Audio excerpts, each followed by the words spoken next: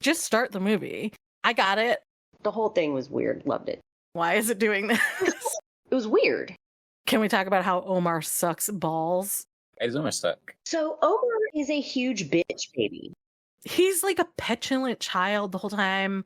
I came to tell you were good. My apologies are punishments. The movie pulls no punches. Computer, tell me about my record sales. Downward trend in sales.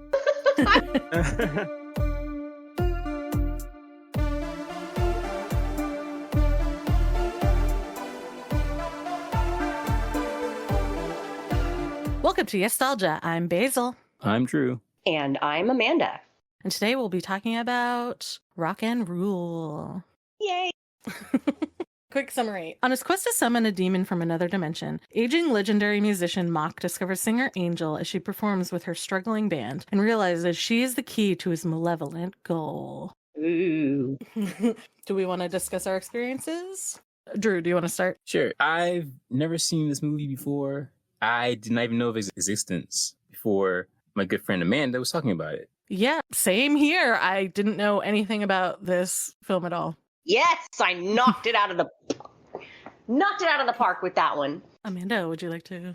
This is one of those movies where, as a young teenager, I want to say like 13, 14, maybe even a little bit younger, I would wake up in the middle of the night and this would be playing at like 3 a.m.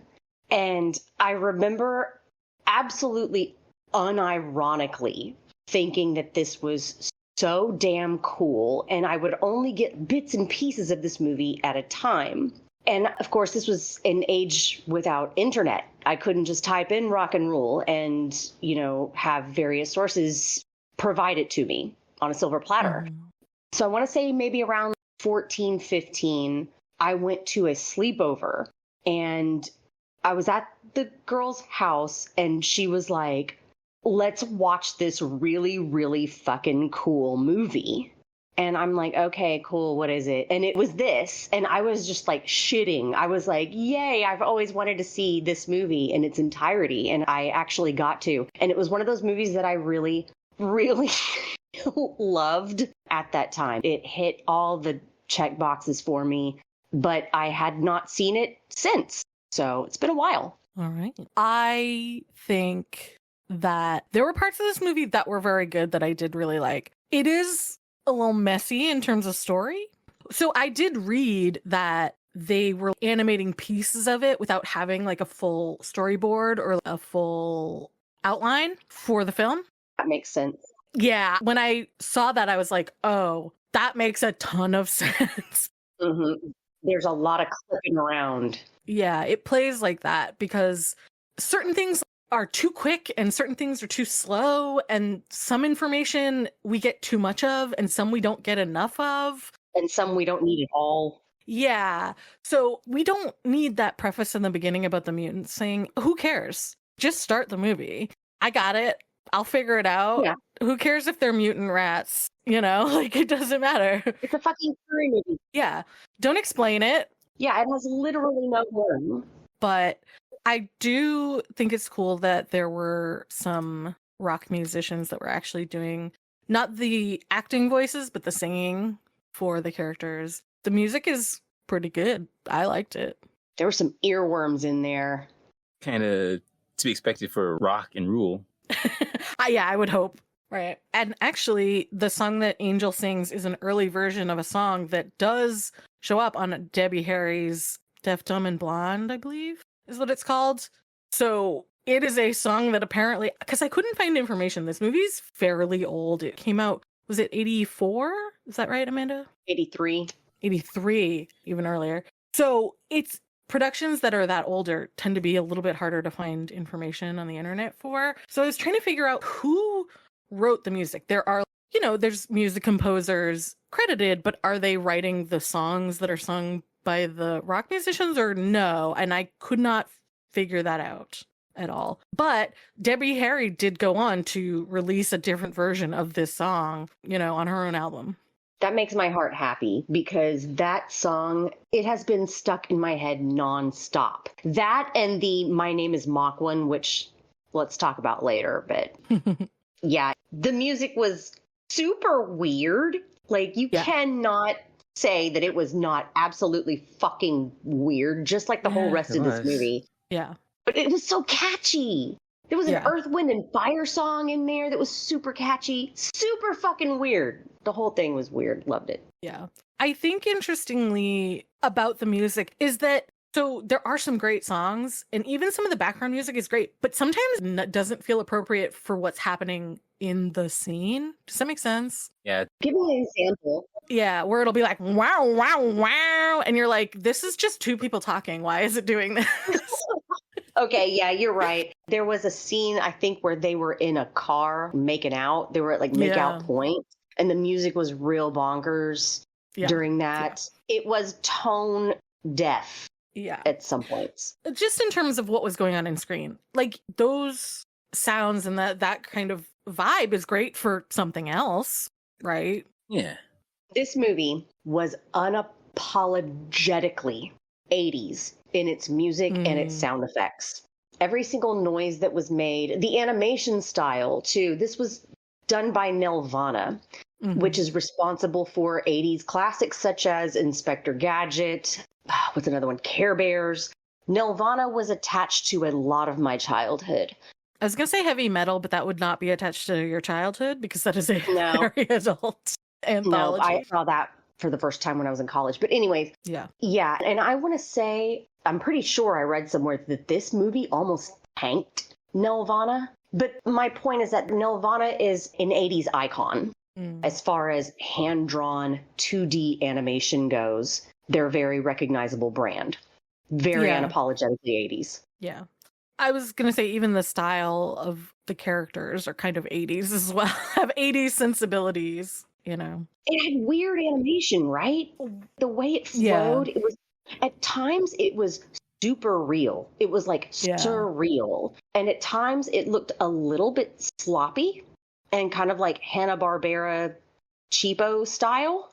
But for the most part, though, their body movements and their facial expressions were almost uncanny valley, over the top, realistic. It was weird. I think particularly in one of the very early scenes where they are performing as a band is like great animation, like perfect in terms of I feel like I am watching a performance from a real person. Or the movements, at least, of it. They're capturing just the way a performer performs. Are you talking about where he is absolutely finger slamming that guitar? Yes. But also, as it goes into, I would consider it the same scene where Angel sings her song, even though he leaves. I think a lot of that feels like a real performance. Can we talk about how Omar sucks balls? Let's talk about how Omar sucks balls. We can, yeah, if you'd like. Unless anybody has anything else they want to kind of put their 2 cents in about some of the music. The only thing to say about the music I thought was good, but ill-fitting at times, as you said. Yeah. Oh, yeah. This movie just drips 80s. Every bit of it. Just in terms of trivia, the person who, I think there was one song where he didn't, but the person who sang for Omar was the lead singer of Cheap Trick. And the person who sang for Angel was Debbie Harry. Iggy Pop is also in this film, but that's not till much, much later, and he does not sing. But Iggy Pop does do a voice of a character way, way later, which when we get there, I'll bring it up again. But yeah, Omar sucks. So bad. Why does Omar suck? So Omar is a huge bitch baby. And almost every minute that he is on screen, you kind of want to watch him die a little bit. Especially in the beginning, because she's out there. She's like, let's talk about Angel real quick. She's very sweet. She's very talented. But if you listen to the lyrics to her song out of the whole soundtrack is the most profound. Like, Mock thinks that his song at the end is profound. It is not. It's trash. Her song is the shit. She is telling you in this song, I forget exactly how it goes. She's like, I'm the scenery. I'm there to make sure the power's on. I know I'm doing a terrible job at this, but she's basically saying, I'm perfectly happy to be in the background as a support unit And you're like, dude, at least treat her right. Like, she's doing all of this labor, and he does walk out on her after she insists that he hold up his part of the bargain. It's not really a bargain. It was more of an agreement. She wanted to do his song first. She was like, yeah, sure, you do your shitty, stupid bullshit song that sucks. It's not. I actually like it. I'm going to point that out. I think maybe we have different sensibilities in terms of music, but I do. Oh. Do I like it as much as Angel's song? No. Hell no. But I don't think it's a bad song. I was with Mylar. I remember when I was a kid watching this movie at 3 o'clock in the morning, having just woken up from a complete stupor, I would be like, man, Mylar is a dick. I hate that guy. He even looks like a rat. Well, many of them do. And I was like, why is he dissing on this guy? No, adult me, Mylar, I'm here for you, baby. I support you. I totally agree with you closing the curtain on that act. But to be fair, he did also want to kind of close it on Angel until Mock was obviously into it. Because he says at one point that it should be the both of them singing, which of course is sort of how it ends, right? Duet. Yeah, which I think is, generally speaking, probably a good thing. The foreshadowing. Yeah. Billy talked about liking that a lot, where there's, a higher, more femme voice and a lower, more masc voice, and really liking it. And I think that's just generally pretty popular when you consider how many songs are like that are top 40 or whatever. Yeah, it was good. But yeah, Omar, he's like a petulant child the whole time. He walked off stage in the middle of a performance. Yeah, because they weren't doing his song anymore. They were now doing Angel's song instead. And he never actually outright apologizes for it. He says, it was actually good. He said, it was good. And it's like, well, that's great, but maybe you should support her if it was so good. No, Basil. The way he said it was, I came to tell you were good. I came to tell you were good. And you're like, why are you yelling, dude? And he wasn't yelling like I was yelling just now. No, but he was. He was raising his voice. Yeah, he had a shit tone. It was almost like, my apologies are punishments. Do you like them? Do you want more of them? It felt very, very abusive. It felt very, too familiar. I've been in that situation where it was like, I said I'm sorry. You know what I mean? Yeah. And it made it worse. You're like, just fuck off. It's especially great when they never actually did say, I'm sorry, like didn't say the words. You're like, fuck you. I thought about how I might have been sorry. He's kind of a tsundere. That's not the same. Kind of true, but kind of not, because they seem to be in some kind of relationship. They never really outright say it, but they are together in a car, making out. So they're together sort of in some way already. And isn't a tsundere where they really like them, but I don't even know if he likes her though. Helga Pataki is a example of an American tsundere. Yeah, that's true. Well, it feels more like he just is a bad person, though. You know what I mean? He's very immature, and the movie pulls no punches. When they go to Mox, first he's so petulant about going at all. He's so jealous. And whiny, and he's flopping around. And then he doesn't even know who Mock is, really. So he's like, what were their names? Whatever. The Minions. Yeah, the roller skating brothers. The Skate Brothers. Skate Brothers, sure. The Skate Brothers, and he keeps asking if one of them's Mock, but he's so schmoozy. When a second before he was too fucking cool for Mock. Like, what are you doing, dude? He's horrible. Yeah, when it was just him and his band, he was way too cool for Mock. So Mock makes his reveal. And this is a character that we hear his voice. We hear him talking to his Alexa in the very, very beginning of the movie. And that Alexa has nothing but bad news for this guy, okay? He is not enjoying. Computer, tell me about my record sales. Mock, they are abysmal. And he's like, shut the fuck up. So we don't see him. Downward trend in sales. Yeah, downward trend in sales. And he is not loving it at all. Even his henchmen are like, oh God, we got to go see one more concert. And he's like, yes. But we don't see him this entire time. Even during Angel's song, when we're at Mylar's, He's cloaked in shadow. It's just his eyes, yeah. He's cloaked in shadow, and he's got that little ring, that little 80s decoder ring that goes off when it hears Angel's special voice, which is a thing that he needs in order to summon a demon for some reason. Anyway. He's metal as hell. That's why I'm like, it's so messy. Like, what does he think he'll get out of this? I don't understand. Power somehow? So, not to jump toward the end, but there's some scenes at the end that kind of suggest that he is just fucking losing it. And also that he's doing a lot of drugs. Oh, yeah, I saw that. I mean, he's a rock star. Yeah, and he acts like it. He really does. On my second run through, he does specify, I will say. Watched this twice. He said, I did watch it twice. Good for you. He says, because I was a little not paying attention in the first one, and I'm glad I watched it again because there was some stuff that I did miss. But he says he will harness the demon's power somehow. They never really specify how that is, but essentially, I believe he is trying to summon the demon and cage it in some way that it also saps its power to give to him. Again, I don't know why. Like, what is that going to do for you? Is that somehow going to make your sales go up? I don't get it. It almost seemed like a revenge plot to me. Like, we find out through these context clues that Mock's last concert was not completely sold out, in his words. And he says that very, very sadly.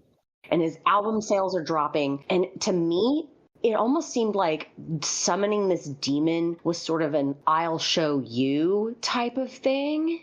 Because it starts eating people and he's just sitting there loving it. You know what I mean? It's not like he's like, oh no, I didn't want it to eat people. I wanted it to impress people. No, it's punishing people. And he's like cool with it. I think some of it is a little bit of impressing because he keeps talking about magic. And there's a few things that sort of hint at him having magic or things are just illusions. It's very confusing. Part of his nickname is the Magic Man. Yeah, exactly. And I think that has something to do with his shows and the theatricality of it. But it's never clear about what any of that means. No, it's never clear. Because it's implied both that it is real magic and that it is illusions. And yet he also summons a demon, so maybe it is real? I don't even know. He's a Mary fucking Sue, ain't he? He's a musician. He is an illusionist. He is all about technology. He's, I don't even know. And he's Mick Jagger. And he's Mick Jagger. But at times he's... I just want to clarify that really quick. Could it not have been more obvious? He looks exactly like Mick Jagger. Like, he is so obviously. His full name is Mock Swagger. I guess they had to take his last name out of anything, though. Anything in the film. Because it's too obvious. Because it was too obvious. Not only that, I guess Mick Jagger's people were like, no, you cannot do that. It is too... on the nose. Because, like, I think Mock Swagger, yeah, would work better if he didn't look exactly like Mick Jagger. Right. Right? And so I think that was probably their problem with it. His reveal, though, you guys, it was so kind of anime cool, like with the lightning, and then his henchmen had to put on sunglasses because of how fucking cool it was. And he's got these like long ass skinny legs, and I think he's wearing slightly high heels. And I'm like, hell yeah, I love this guy. But Omar proceeds to try to roast on his ass. And that was funny to me. That was one of the few times that I found Omar to be laugh out loud funny when he Mock was kissing Angel's hand, which was super gross. The way it was animated and the sound effect, it was super gross. And Omar says something like, you better get some antiseptic on that before it gets infected. She clearly doesn't care for it that much either, so it's not... No, it was hilarious. And then he said something like, yeah, I bought your last album. I used it as a divider for my gerbil cage or something like that. Gerbil uses it as a divider. Yeah, divider for his gerbil cage. Room divider for my hamsters. Yeah, they a couple times make reference to other animals, and I'm like, I wouldn't have even thought that much about it if you had not put that thing about how all the animals mutated into like humanoids at the beginning. So now I'm thinking about, how do they have gerbils? Weren't they all supposed to be mutated? About that, I had this idea ringing in my head. I thought up that relates to another movie we covered. What if the rats of Nim over time evolved and they're now the beings in this? Oh. Yeah. No, that is a good theory. That would be the only way that I could see there being human mutant rats. Otherwise, they are going to be, we would have been just looking at rats. So this is the exact same character designs as Goofy movie, right? Like, there are characters that feel like they're nearly one-to-one. Yeah. Omar was kind of like Max. Yeah. And then... not really look like him so much, but in his attitude was kind of like a more petulant version of Max. Although Max is kind of petulant himself. Yeah, I mean, it is slightly different, but they're really close, like in a way that's strange. The one that hit me the most was Dizzy for some reason. Yeah. Dizzy was real Disney-fied to me. Yeah. I'm not going to say that in a negative way. Dizzy was actually my favorite character in the entire movie. I swear to God, there's a character that looks like exactly the same in one of the Goofy movies. Well, we know where they ripped it off from. Right. I think that there didn't need to be 3 brothers. Yeah. Because it was just adding a bunch of characters for no reason, you know? There was one brother that was pretty much never in any other sequences other than the beginning. It was always the one with the scar and the one... It was basically the one that was most violent and the one that was least violent. The one that was in the middle could have fucking gone. Now, the sister, Cinderella...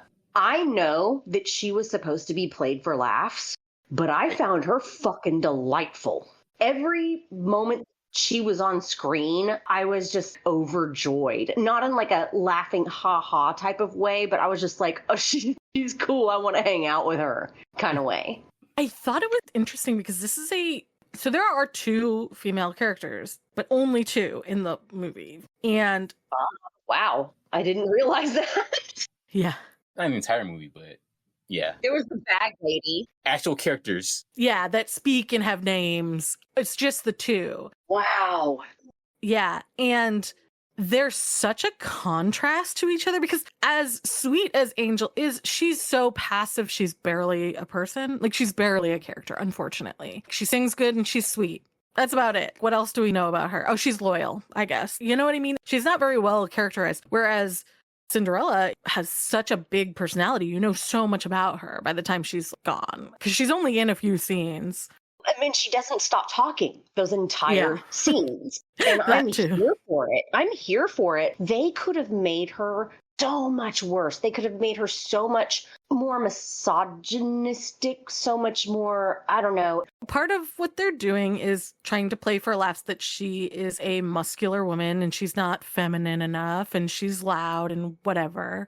And yeah, so it's not great. Yeah, she's huge. And yeah, she has blonde pigtails and she has a heart tattoo on her butt and she has big boobs, but she's built just like the brothers. But she does have this really cute little voice. And I'm just like, I'm sorry. I'm having a hard time hating this. Like, I was having a hard time finding the joke in the way that it was intended. Yes. I was just like, oh, she fucking rips. She's awesome. I want her to be my sister. There's a couple things in that she is a more interesting character, partly because they do show her a couple times with what she says as being kind of spoiled and possibly racist in a way. I don't know, because they don't, like I said, there's so much of this movie where things are just sort of thrown in and then never spoken about again. And you're like, what is happening? Chaos. Where they talk about outside they're going to this club, right? And they're like just outside the doors. They're going down these staircase. Club 666. Yes, Club 666. So they're going down the staircase. They're almost there. And they turn the corner and there's a bouncer in front of him. Yeah. And he's shooting at a guy. Well, she says something about don't let mutants in the club because they ruin everything or something like that. Yeah. And they did appear on its face. Yeah. That statement is race. Don't let blah into anywhere because there goes the neighborhood. Yeah. It was a there goes the neighborhood type of deal. And I think it was just a badly executed way of letting you know, and once again, this was entirely unnecessary, that there were some mutants that turned out wrong. Like there was a guy that was green with a million legs. And then I think the what's her face person who imitated Angel later is also supposed to Yes, be a yeah. mutant. That was all very stupid and unnecessary. Yeah. Mock could have continued to blackmail Angel. Yeah. The whole having a weird bald mutant wear a mask that looked exactly like Angel's face. I was Kind of like that, like joke, pun, whatever you want to call it. What's her face? But it's not like it's like you can't remember her name. Like it's literally what's her face? Like she changed her face. Yeah. I get it.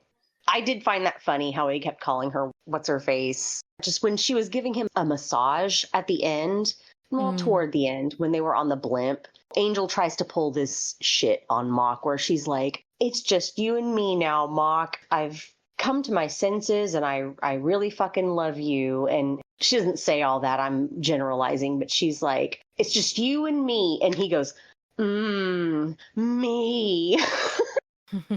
That was nice. That was nice. He is not a compelling villain, though. Not really. Not really, no. I just think with what's her face, it's part of this thing where it's like there's something going on, but they don't give us enough information to have any context for what any of it is, right? And that's where they're giving you not enough information. Now, there's lots of parts where they're giving you too much information that you don't really need, as we said. When Mock let the boys go, what did he do to them? I might have missed something. I don't think he did anything to them. I think they were You just... mean during the first visit that they go? Oh, no. You're talking about the second time where they're just sort of acting like dingbats and they're singing at Mylar's. Right. And Omar actually seems like he might be a nice, pleasant person to be around because he's just so dopey.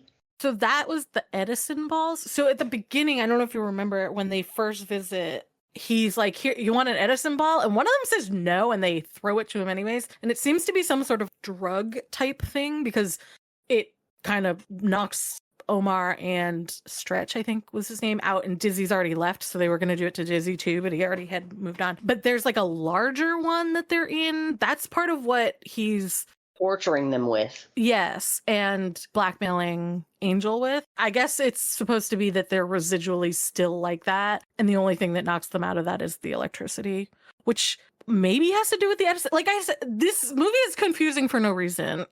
And that's exactly how I interpreted it. Yeah, but he just like sends them home, I think, because I know in the first one they push his car and it crashes, or I don't even fucking know. I don't know what was happening in that scene either. It was stupid. It was like a 15-minute long blimp inflating scene. Did I just say inflating? A blimp inflating scene. It was cool to watch. I didn't know what was happening at first, but after the 15-minute mark, I was like, oh, it's a blimp. Is that what you were asking though, Drew? Yeah, the second time. The second time. I don't think they ever show them like leaving, but what's going on is the Edison ball is still fucking them up, I guess. However the thing works. It almost seems like it would be permanent if they weren't like electrocuted, yeah. But they were, well, I guess the snap out of it would be crash into a fucking fountain the first time, right? Yeah. Oh, that makes sense. Yeah, I think it sort of seems to relate somehow to electricity because the fountain would be the water and then the electrical... shorting it out. Yeah, I guess. And because it's called an Edison ball, it makes sense, right? Yeah. Oh, yeah, they were singing about Ohmtown. Yeah, which I guess is everyone's Ohmtown. Right. They were very cute in that scene. And I know it was supposed to be like not a dire moment, but it was supposed to be like a, oh shit, things are going so bad moment. But I love Dizzy. He's my favorite in this entire movie. And he was such a rational, level-headed character. And yeah, he was cool. He always wanted to help. He always wanted to do the right thing. And honestly, I'm sorry, Angel. Please stop fucking with Omar. Dizzy's right there. Okay? Yeah. But him... Oh, Omar fucking sucks. He fucking sucks. Dizzy pulling down his pants, his underwear, and like showing his whole ass out the car because he's fucked up on lightning drugs was kind of funny. I don't know. There were things to appreciate. You were excited when you said oh, yes, there's a recording of Angel's Song, but I looked at the lyrics for it and I was like, these are not for the Angel's Song, because I had looked at the Debbie Harry song earlier today and I'm like, these lyrics I don't think are all the same. Let me see what they changed. They're not the same at all. There's nothing that's the same. So unfortunately, it's just the tune. Yeah, she definitely has like story relevant lyrics up in there that are, in my opinion, pretty damn obvious. It's like, oh, what will the signal be?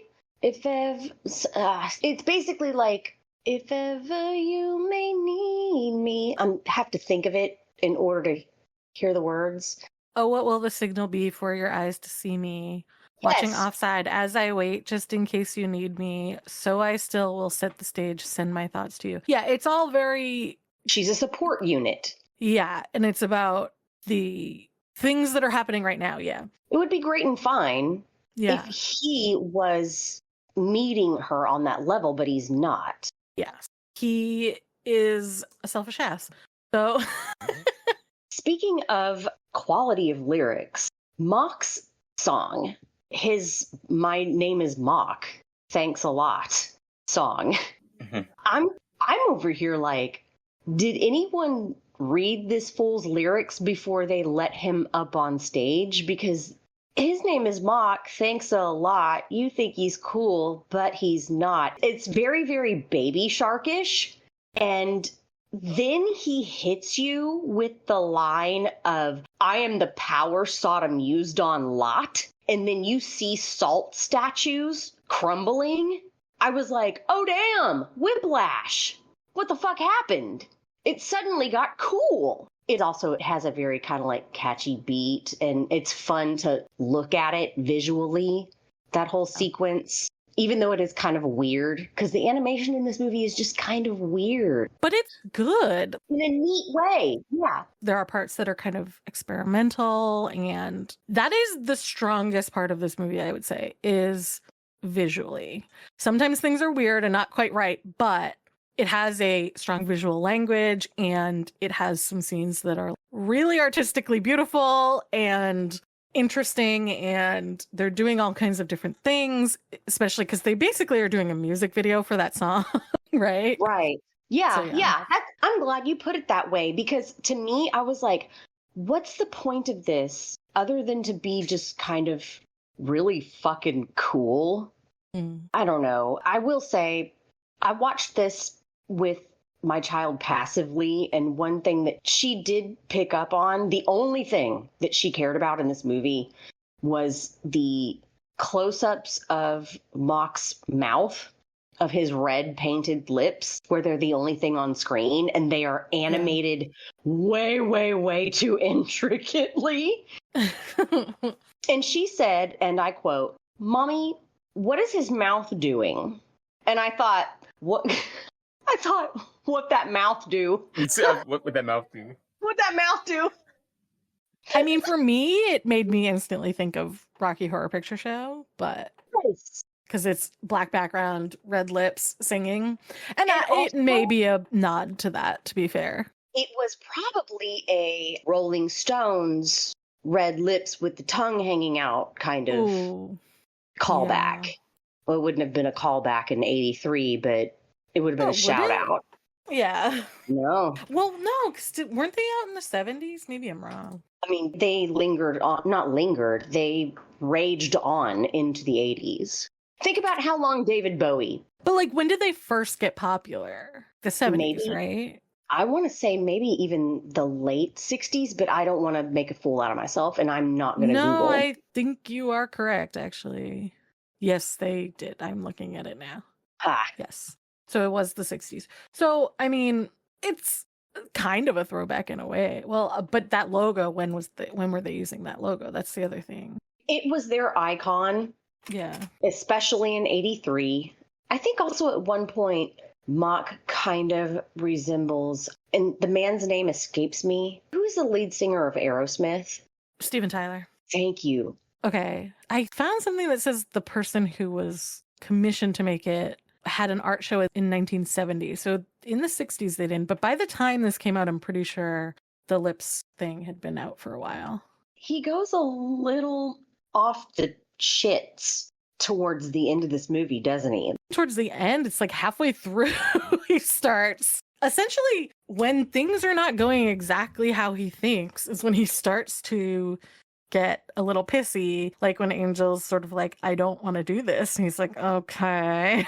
It just gets progressively worse. There's the part, I believe, after she did the thing, and this was closer to the end, where she tried to trick him. She didn't do a very good job. He like basically immediately clocked her, where she was like, let's just run away and not do the thing. But there's a part where one of the henchmen on roller skates is, again, also, why were they on roller skates? We can come back to that. But he's flicking a flashlight around, and they're in like a dressing room or something for Mock, because it has all these wigs, costumes and wigs and stuff. Headgear. And it passes by him, and he looks absolutely fucking nuts at that point. And he says, she can sing or she can scream, but she still pissed me off.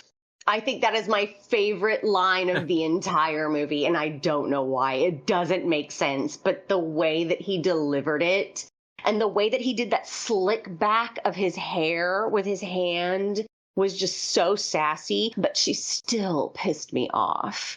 He's a diva. He's very gross, and I think that if he were designed different, I would be all about Mock. I would be like, oh yeah, baby, I will sing strapped to some weird contraption to summon a demon for Mock. But he was just designed so gross and weird. His mouth is freaking me out. It's interesting because I think in terms of design, he is the one who is most like a caricature. Well, not most, because I would say the bad guys most have caricature vibes to their features. Does that make sense? Oh, the dog boys, the roller skating boys? Yeah, and Mock both kind of are the ones that have a lot more going on with their features, if that makes sense. A lot more extreme. Sure. Pushing things like a caricature would be. Expressed assets. Yeah, because think about Omar and Angel. They're like our quote-unquote main characters, and they have the least. Theirs are very plain comparatively when you consider the bad guys, and the bad guys have all these really more extreme features and more caricature-y. They are definitely supposed to be dogs. They're definitely bulldogs. Mm-hmm. Well, what's Mock though? It's very hard to tell. I was like, what's Mock? Is Omar supposed to be a rat? Kind of looks like a rat and a dog had a baby. No, I don't know. I thought that his ears are very circular. If his ears were pointier, I would say that he was supposed to be like, I don't know, some kind of Angel. Is she? Impossible to tell. She's basically a human. I think she's supposed to be a cat. Why? She has those very, very acutely pointed ears and a teeny, teeny, tiny nose. Her character design is like, it's just so generic, furry adjacent female. Yeah. Because I would argue both her and Omar are meant to be kind of more default. Yeah. And then you have Mylar. The more attractive you are, the least interesting your face is, right? Isn't that weird? Okay, so Mock. Mm-hmm. What do you guys think he is? Rat, dog, or cat? Because that's evidently the only three things that we're getting in this universe. Let's say clearly rat. You think clearly rat? Yeah. He looks so human. Based on his personality. Oh, yeah. Well, when I see his teeth in those close-ups of his mouth, yeah. I think cat. But his nose is like pointy, unlike a cat. Like when he turns to the side, his nose is pointy. But maybe that's a human feature that he has. It's impossible to fucking tell. Also, maybe some of his things are things like plastic surgery. We don't fucking know because we don't get all that much information about this world. Yeah, he is supposed to be coded as aging, old. He's got kind of like them jowls going on. He's got white hair, which he dyes black, and then I guess he bleaches it blonde. He goes through a whole Mariah Carey phase there towards the end. He really loses it. In the beginning, we have a very calm and collected Mock that knows his goals. He knows exactly what he's going to do. And then pretty quickly, he kind of loses it. this was one of those things where I was like, this was unnecessary. And it sort of, I didn't understand it when I watched it, even though I've seen it multiple times, but it's been a very, very long time. He evidently, you guys, did y'all catch this? He tries the shit with Angel at Carnegie Hall, which is spelled Carnage Hall. He tries the demon summoning shit, and it doesn't work because there's but not they don't enough show it. power. Right. It was so confusing. So he has to try again. But it was after this failure of Nuke York, so stupid, Carnegie Hall. It was after that failure that he really is just like, I'm done. Yeah. Yeah. Yeah. That's like, I think he starts just with this whole looking for somebody is probably where his going crazy starts. And then he keeps failing. And I think that's when things really go off the rails for him. Yeah. To me, they didn't need that whole scene where it was interesting because it was sort of a glimpse into the world building because they showed that newsreel of these just random citizens talking about Mock and his record sales and so on and so forth. But it could have been completely deleted from that movie and it would not have changed anything. Other choice would be showing it fail and not just telling us later that it failed. Y'all, the entire movie was an hour and 17 minutes long. Yep. They had some wiggle room to play around. Well, you could have cut things and then put other things in. It is very clear about that thing I read where they had not storyboarded this.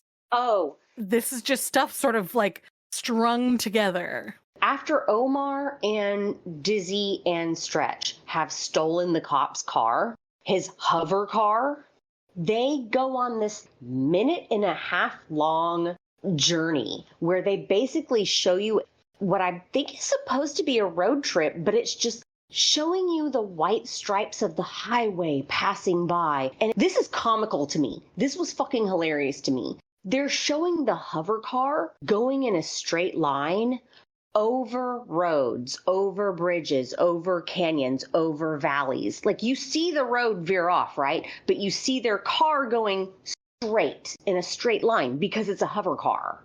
And I'm just like, wow, this is a time waster. And also ridiculous. I think he was supposed to be a rat. I'm looking at some earlier concept art and he's more rat-like in it. So I get the feeling he was... Sorry, no, Omar. Omar, okay. Yeah. I can look at Mox. Let me see. I feel like Dizzy is very mouse-coded. You know, Mock, concept art's a little harder to discern. It's slightly more cat-like, but he always has this long nose like that. In one, he almost looks like a bat. So keep in mind, this was done by Nelvana, who brings us such hits as Inspector Gadget. And I think that might have been a design choice to sort of tell you this is an old evil character. Long nose, droopy, old evil. I mean, I guess. So who else had a long, droopy nose? It was Stretch, the bassist, backup guitar.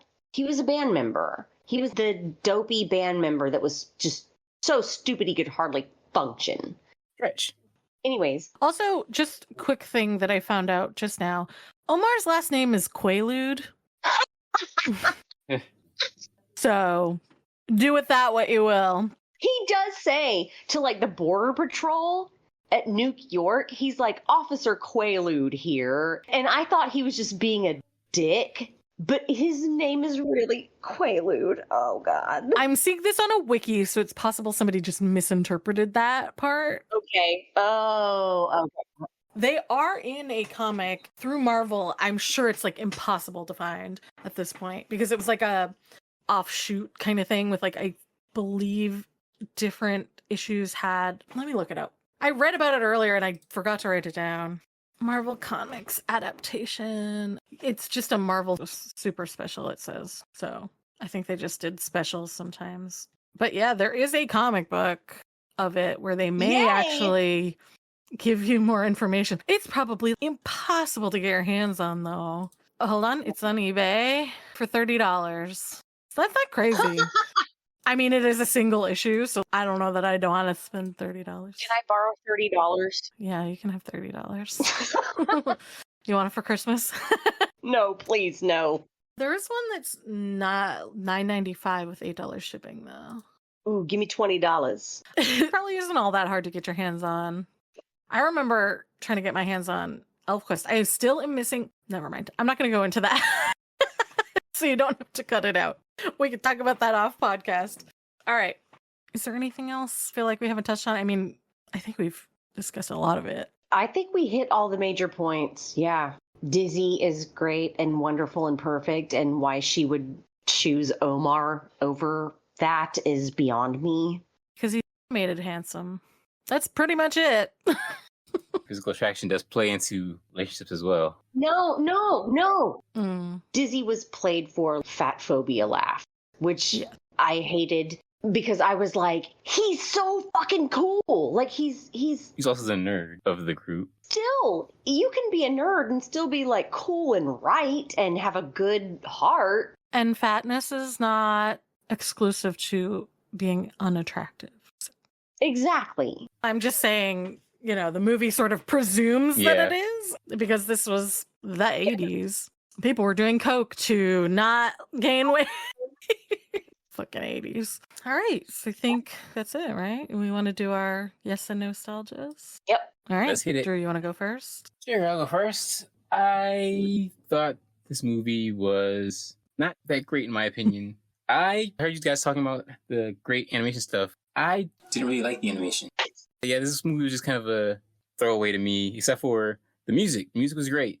I mean, obviously having all these rock stars and stuff doing music for and singing for the characters and making songs and playing the music. But overall, I didn't think that was enough to save it. So, soft nostalgia. Which song did you like the best? Like, what song really, really got in there? I Am Mock. That is it's a fucking earworm. Yeah. The lyrics are so stupid, but it is a goddamn earworm. I also did like Omar's song. Fuck you guys. I did too. Sorry. Not as good as Angels, but I did like Omar's song. Song sucks shit. We all know what you're going to do, Amanda. So I'll go next. That's the thing. I'm sort of on a similar wavelength with Drew in that I'm kind of on the fence about it, right? It's the parts that it's got good, and I do like the animation actually, so that is a part to bring into it. I think it's like a soft Yestalgia though for me, because we've talked about this before where I don't think the story or the narrative are the only things that make a good film, right? And so you can lack a little bit in that sometimes and still make like a really great movie. So I think this is pretty excellent in terms of its animation. I will say you do have to be able to appreciate the style of animation, which I think with how newer animation kind of is, it is very, very different. Real quick, can I interject? Yeah. With a new animation project, if you watch the credits, you get like a 30-second reel of people's names passing by, okay? And this is computer, right? With this movie, there was like fucking 12 names.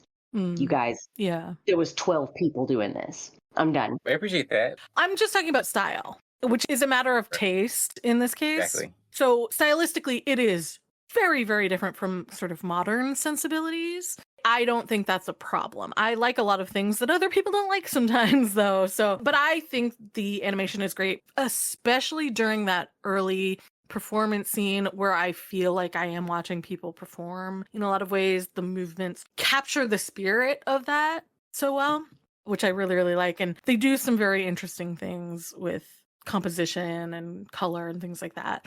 So if you are here for a movie that is not necessarily as strong in the story narrative part, but can appreciate a movie even without that being strong, with that being quite weak, actually, I would say, but can appreciate, you know, the sound design and the animation, then yeah, this is the kind of thing that you would want to watch. And that's why I'm kind of giving it a Yestalgia, because it does, I think, excel at certain things. Not all the time either, because some of the animation is a little iffy and some of the music is a little iffy, like we talked about. It's neat. Yeah, it's cool. It's interesting. I think this would be very different for most people's experience, but is it worth it? Yeah, I do think so. Is it a hard? Yes, everyone should watch it. No. Ah. Especially because for some people, the story narrative being really strong, really good is too much of a importance. And they're not going to like that. So yeah, that's my soft Yestalgia. Okay, I suggested this whilst twirling my handlebar mustache and rubbing my palms together. Like, I was like,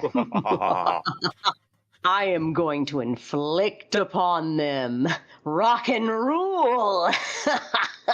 Because, and I will tell you why, from my memories, which were, as I said, very, very long ago, I thought, oh, if 15-year-old me loved this, it's gotta be shit, right? Like, it's gotta be fucking stupid.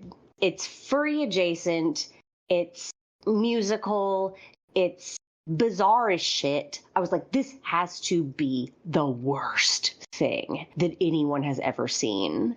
Now, that was me having not seen this movie for a very long time.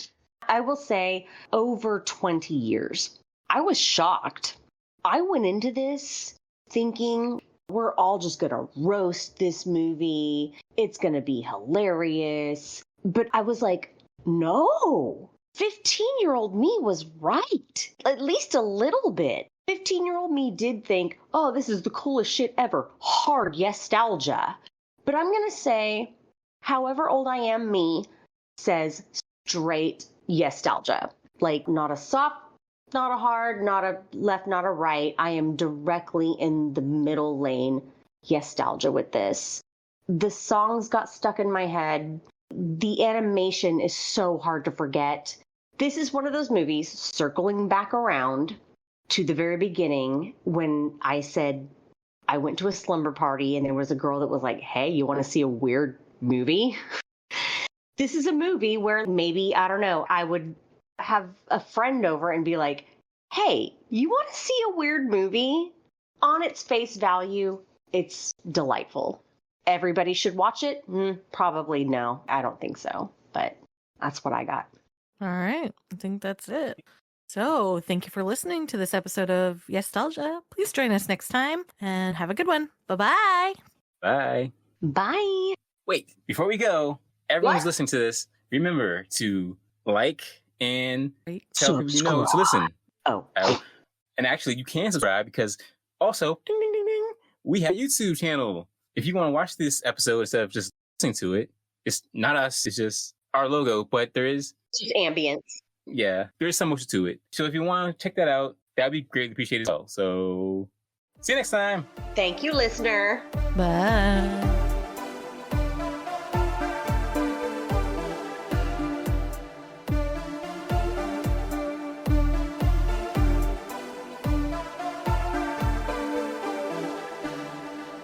Man's gotta do what a man's gotta do.